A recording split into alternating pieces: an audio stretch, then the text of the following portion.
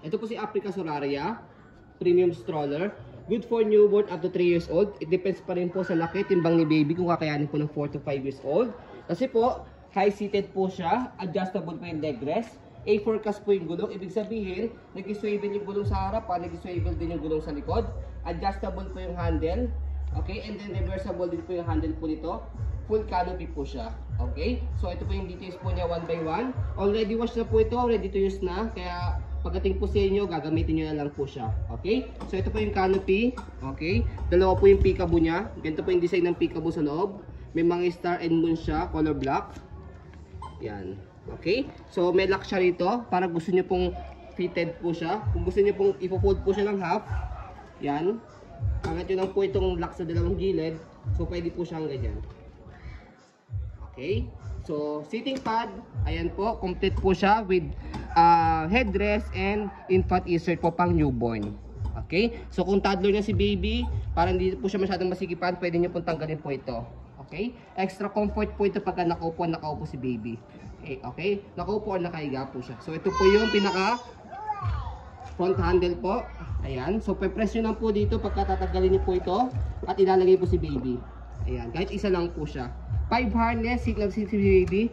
Wala po yung putol. Press nyo lang po ito nasa gitna. Ayan, wala pong putol. Okay? So, ito po yung pinaka-leg rest po niya. Makapal po ito. Hindi nyo na kailangan ng extra cushion pad. Ayan, meron ng sheto, meron pa rito. Sobrang kapal po dyan. So, adjustable leg rest. Atakin nyo lang po ito. Ayan. Okay? So, ganyan po siya kapag ka nakahiga. Ayan. So, as you can see, may kahabaan po siya and then malapad. Okay? So, kapag ka nakaupo, hatakin nyo lang po dito sa likod. Mamaya papakita po namin sa inyo. And then, push nyo lang po ito backward pag nakaupo siya. Okay? So, ito po yung pinaka footrest niya. Okay na okay yung footrest po niya. Yan. Okay na okay din po yung gulong. Hindi po siya pudpod. May stopper din po yan. Ang purpose niya mamaya po kapag naka-reverse na po yung handle niya. Okay? So, kapag i-heading nyo po si baby, one way lang. So, babalik nyo lang ganyan. And then, pull down. Ayan, as you can see, one way na lang po siya. Hindi na siya nag-swivel. Angat nyo lang po para mag-swivel.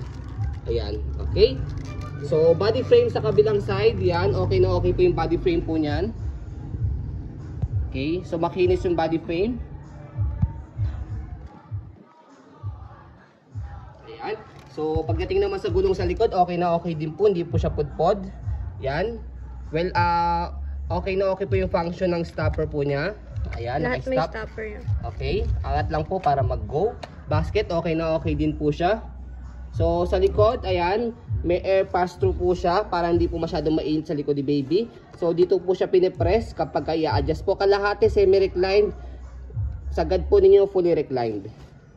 Yan, okay. So, again, press nyo lang po tayo ng hatak pagkahiga po ninyo. Okay, so ito po yung likod po niya. So, body frame sa kabilang side. Ayan po yung details.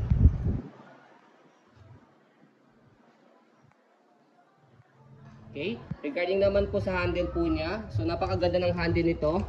Ayan, kasi adjustable pa po siya. So bagay po ito sa mga matangkad po na mommy and daddies. Ayan, katulad ko po 5'7" po ako yan. Mas prefer ko po yung mataas po yung handle para hindi po ako nakayuko. Kung maliit naman po yung magtutulak, press nyo lang po itong button left and right. Yan, depende po sa adjustment po ninyo.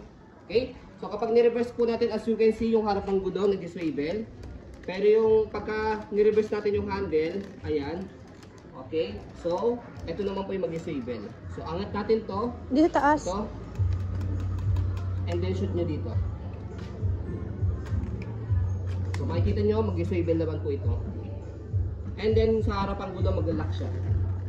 So, yan. Nag-lock yung harapan, yung likod yung nag-swivel. Ang purpose po niya para mas madali po siyang i-maneuver. So, ganyan po ang design po niya kapag naka-reverse yung handle and then naka-adjust po yung handle. Okay, so napakaganda po nito. Premium stroller po ito ni Africa. Okay, ang original price po nito pag binili ng brand new is 40,000 po. Okay, so pag fold po sa kanya, balik nyo na po muna po yung handle niya. Make sure yung gulong, naka-proper po siya na, naka-lock po. Ayan, nag-swivel po yung harapan. Fold po yung canopy. Kailangan naka-seat po yung seating pad. And then, one hand fold, one hand open lang po ito. Kaya kahit hawak niyo po si baby, kayang-kaya niyo po itong i-fold, saka i-open. kailangan naka-unlock siya para ma-press yung ilalim kasi kapag naka-lock, hindi ma-press yung ilalim. So ito, demo natin. Press and then angat lang po itong gulong sa likod tapos pull down. Okay? So yan, kahit hawak ko si baby. So kapag naman po i-open, press lang din po, angat yung likod tapos buka. So, ganoon lang po siya kadali. Okay? So, as you can see, very details po kami mag-video kasi yung shop policy po namin, no refund, no exchange, what you see is what you get. So, yun po, maraming salamat. Have a nice day and God bless po.